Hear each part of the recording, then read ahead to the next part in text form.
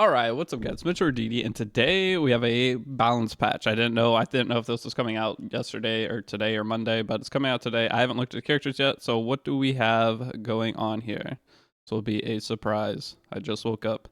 We have Judge Kise. Again, we have Judge Kise. I feel like she's been buffed 42 times. Lionheart Cermia. Okay. Power Captain Flan. Abigail Alencia. No, Alencia didn't get buffed. That was the Awakening Potential. And then Shooting Star Achates. We have Overworld Machinery and Fan of Light and Dark getting buffed. All right, so Judge Kise.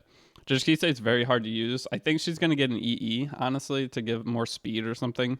But that's what I thought they were going to do. I didn't think they'd buff her again. But they're changing her to Dispel all buffs before applying 100% chance to decrease hit chance. Cannot be counterattacked on the skill. That's good. This is their skill 3. Chance for 75% defense rate for 2 turns and increase combat readiness of the caster by 25% per target. All right, so she guaranteed gets 2 turns, so you don't have to soul burn for extra turn. You can ignore effect results. So you can guaranteed strip all buffs. 75% chance for defense break for 2 turns. That's not bad. It's okay. And her second attack, tactile and major sorting. So cleaving style character just steals all buffs. Not bad. Not bad. I mean, it's okay. So you can ML Luna, Frida, and then use her if you want, or you could just use her with Frida. It's not bad because she's gonna get 2 turns guaranteed. Seems okay, but her base speed's really low, so it's hard with all the characters right now. We have so many openers, it's hard to set this up. But she seems, I mean, it's a good buff. Next up, we have Lionheart Cermia. They took away our fighting spirit. They took away our fighting spirit. Okay, that's big. So attack enemy with a sword, increases speed of the caster for 1 turn. So they just took away fighting spirit from her. Okay, so that's their solution to Immortalitas. They're gonna start taking all the characters with fighting spirit and resources and make it to where they don't need them anymore. Okay, so is she basically the same character? Yeah, she procs us, and then she only gets 20% combat readiness now, which that's what she got before. Okay, so I mean it's the same character, but now you don't have to worry about Immortalitas, so she can be used in Immortalitas.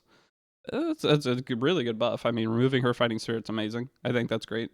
I think that's all she really needed. I think she'll be back usable in the meta again. And then begins the first battle with full cooldown. So she can just S3 right away just without defense buff. Okay, so she can S3 without defense buff right away. Okay, that's not bad. All right. I mean, not bad. And then begins battle. Yeah, so yeah, okay. I mean, she doesn't get defense buff on the first S3 unless you get countered or dueled, but I mean, Lionheart Cermia does great damage. I think this is a really good buff for Lionheart Cermia. It means she's actually going to be usable again. With the introduction of heroes that constrain resource acquisition, her effectiveness has diminished. Yeah, that's true. That's very true. Emma killed her. There's no reason to ever pick her, or Elvira even killed her. So, I mean, that's pretty good. Or Elvira killed her? I think Elvira killed her. I don't know.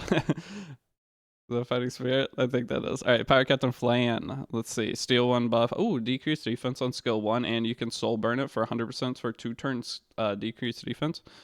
That's not bad. They're taking away her extra effectiveness on her skill 3, which kind of sucks. And they're taking away her redirect and giving her crit hit resist. She just has passive crit resist. I mean, I don't know if that's better or not. I guess it probably is better overall. Alright, but what else does it do? When the enemy has a buff after using skill, activates Time to Pillage. Can only be activated once every 3 turns. Time to Pillage grants pillage and increased effectiveness. Okay, so well, she gives effectiveness to all allies now. Kind of nice. And then pillage after attacking steals 1 buff from the target, applies to heroes only. I mean, she strips now. That's kind of good, but pillage comes after.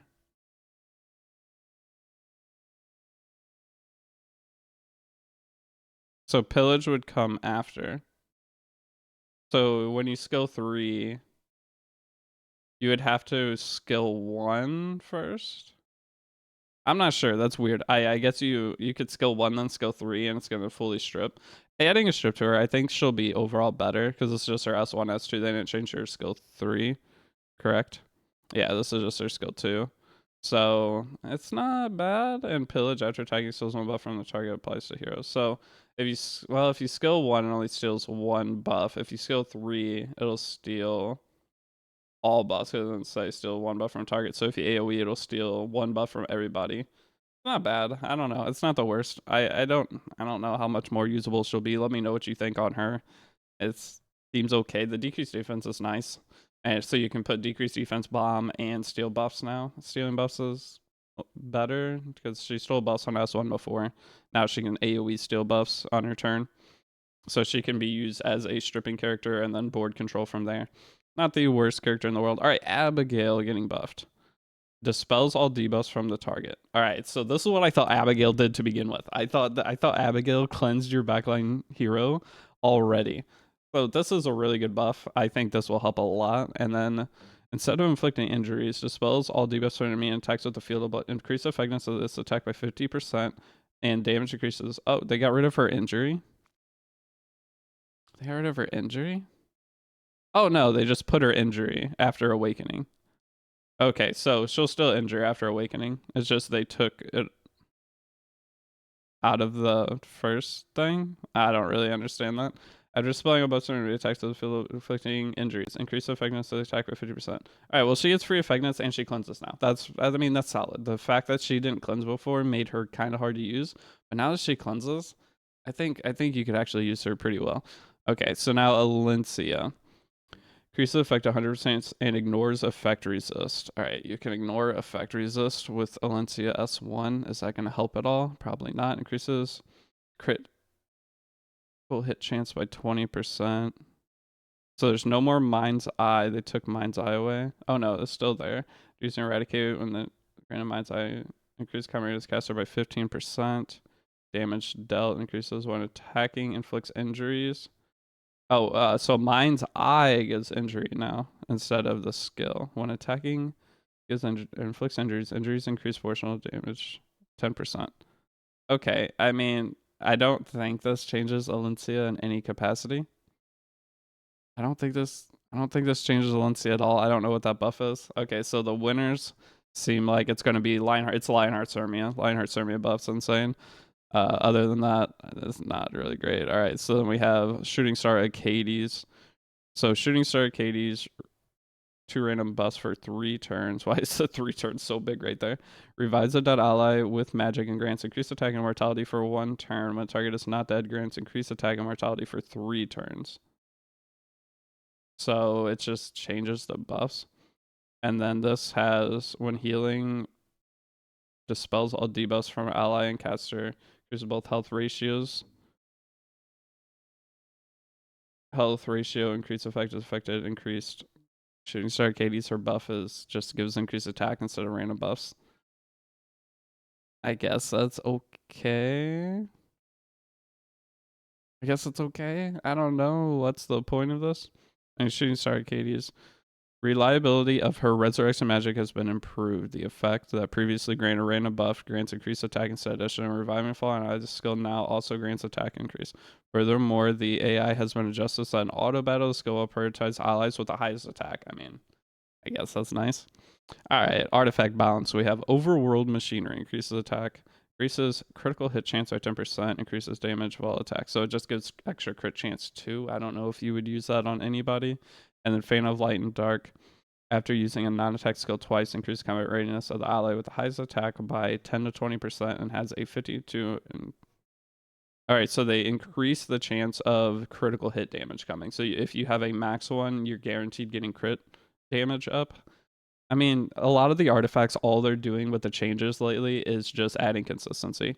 So overall, the balance patch winner is, I mean, Abigail is nice. Dispelling all debuffs from whoever's in the back line before giving them the buff is pretty nice, right? I started turn curses when ally in the back row except for dispel all debuffs on target, grant mortality and vampirism. I mean, that's kind of nice. I mean, that way you don't have to worry about if they're unbuffable. I mean, her with Bloodblade Corinne right now. Bloodblade Corinne mixed with this? Absolutely insane. Bloodblade Corinne is crazy right now. If you guys haven't seen, she is basically an AoE Janua, but maybe even better because she gets 2 different immortalities that you have to deal with. So Lionheart Cermia, guys. She just got the skin. She's going to be very usable again, I think. Uh, kind of very usable. I think she'll be a solid damage dealer. She's just better. She's actually pickable again because you couldn't really pick her. There's too many characters that counter her. Now there's less characters that counter her. But you're still looking at ML haste and things like that. That we're in a super bulky meta. I don't think she has enough damage to break through that meta. But beginning the game with full cooldown on her skill 3 is nice too. So you get skill 3, and then if you get dueled, you get skill 3 the next turn right away. And by whenever you have your skill 3, you're more likely to get countered by characters with counter attack because you're AoEing. So overall, it's a really good buff. I think P Flan could be potentially fun. Judge Kise is more arena character, I think, still. But even Judge Kise isn't bad. She guaranteed gets 2 hits. The problem with Judge Kise has always been her base speed is so low. So trying to build her as an opener doesn't make sense. And then trying to build her as a damage dealer, there's always better options for damage dealers.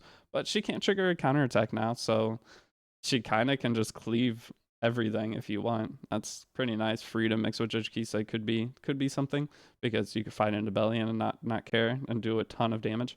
So that is the balance patch. Let me know what you guys think. Overall, I don't think it's up for debate that the winner is Lionheart Cermia, but if any of the other characters I kind of glossed over and maybe they're better than I think they're going to be, make your case and then I will read it, and that way other people can kind of see your thought process on it too. But it's been, I'm sure, Deity, and I will see you all in the next video. Peace out.